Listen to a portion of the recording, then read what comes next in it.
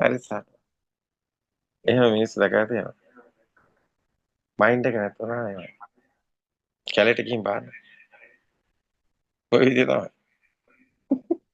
එකක් නෑ. අනාගත බලාපොරොත්තු අර ඒවා මොනවත් නෑ. හරි සර්.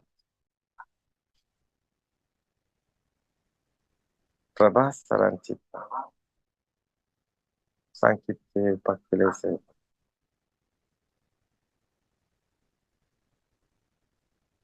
දැන් කට්ටියට ඕනේ නිවන් දකින්න. එහෙම.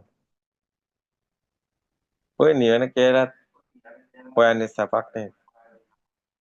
හම්බුවේ. ඇයි නැත්? එහෙනම් මොකටද එන්නේ?